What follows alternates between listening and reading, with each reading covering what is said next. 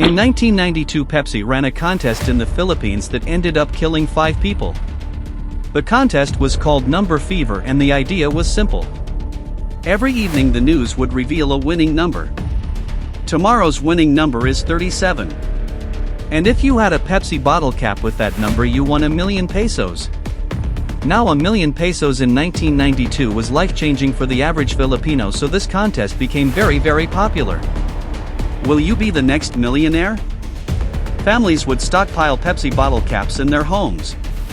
Many people would desperately root through dumpsters trying to find winning caps. According to Pepsi, half of the country's population was actively participating in the contest, and it was because of this popularity that Pepsi decided to extend Number Fever for an additional 5 weeks. And this is where things went terribly wrong.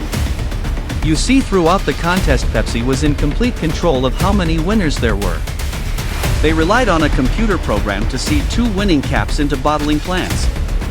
2 winning caps meant that there could only be 2 winners and Pepsi would stay within their budget. But something went wrong after they extended the contest. The computer program glitched, causing some numbers to be mixed up, and on May 25, 1992 at 6 p.m. the Channel 2 Evening News called the winning number 349. And while there were only supposed to be 2 winners, hundreds of thousands of Filipinos began to celebrate. You see, 349 was already designated as a non-winning number, and because of this, bottling plants were free to print that number as much as they wanted. This resulted in over 600,349 caps circulating in the Philippines. 349 was such a common cap that many people had more than one. That night the streets went wild with celebration. They were all rich and could finally stop worrying about money. Hundreds of people rushed to the Pepsi factory with their winning caps. It soon had to be shut down and guarded by police. The company quickly realized that they had messed up big time. Pepsi executives had a meeting in the middle of the night to try and come up with a solution. It would have cost them tens of billions of dollars to honor each winning cap, so instead they put the blame on the computer and offered 500 pesos for each winning cap. Now 500 pesos was only around $8. This was 0.05% of the original price, and while some took them up on this offer, most refused and became even more angry. They didn't care about some computer error. Pepsi was a multi-billion-dollar corporation. In their eyes they had to honor the full prize amount, but Pepsi didn't budge, and violent protest and riots broke out, ultimately leaving 5 people dead and dozens injured.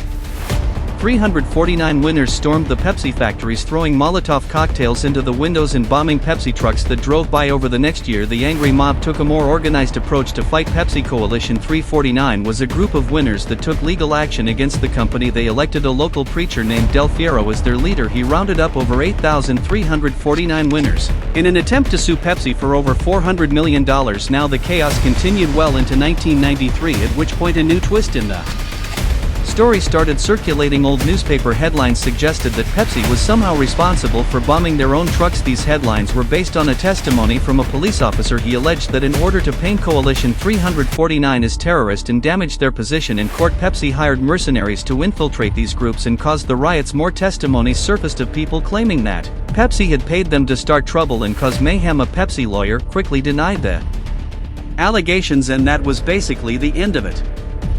In 1993, the court finally put an arrest warrant out for 9 Pepsi executives. This was a huge win for Coalition 349, but unfortunately it was one of their only. In the following months, almost all of the civil suits and criminal complaints were tossed out of court, and in 2006 the court officially closed the book on all of the remaining court cases. They found that Pepsi had not been negligent in the Number Fever disaster. When it was all said and done, Pepsi only had to pay one small fine of 150,000 pesos. Many Filipinos who experienced Number Fever are still traumatized to this day. Even mentioning the word Pepsi around certain groups is frowned upon. Pepsi was recently asked for their response to the Number Fever disaster, and they came out with this statement: these events took place almost 30 years ago, and none of the executives familiar with this program are at PepsiCo anymore. We deeply regret any pain and suffering our mistake caused the people of the Philippines.